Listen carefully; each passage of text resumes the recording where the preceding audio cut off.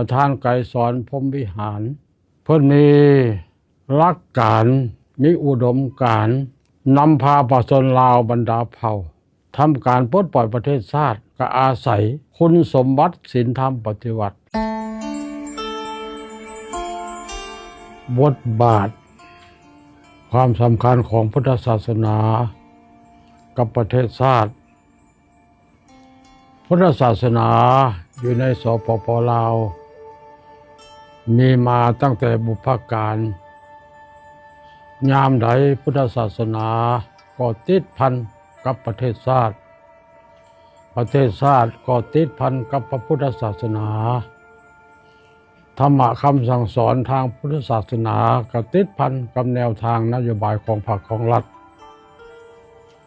พระสงฆ์สามเณรก็ติดพันกับองค์ตนญาติโยมองค์ตนญาติโยมก็ติดพัน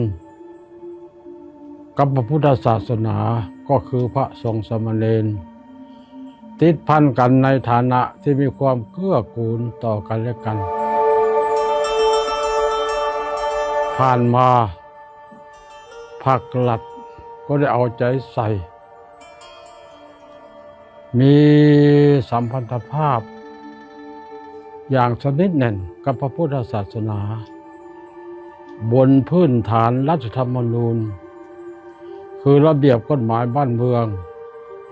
ของสปป.ลาวโดยเฉพาะอย่างยิ่งในสมัยทำการปฏิวัติปลดปล่อยประเทศชาติประธานไกรสอนพรหมวิหาร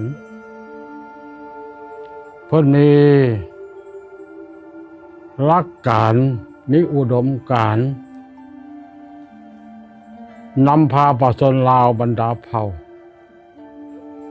ทำการปลดปล่อยประเทศชาติก็อาศัยคุณสมบัติศีลธรรมปฏิวัติองค์การพุทธศาสนาสัมพันธ์แห่งสปป.ลาวก็ได้ช่วยเหลือสังคมก็คือประเทศชาติในหลายๆด้าน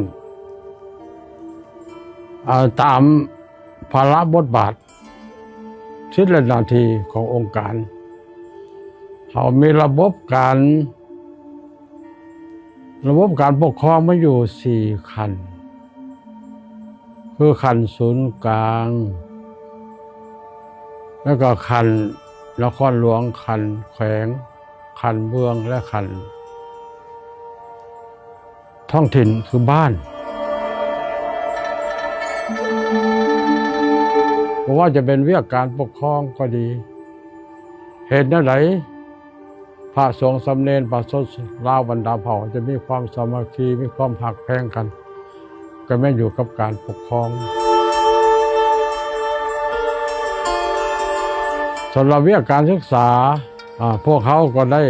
นำออกมา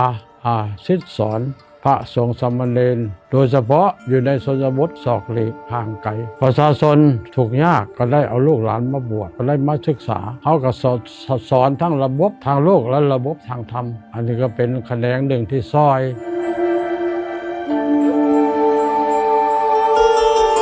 เรียกการเผยแผ่พระสงฆ์เขา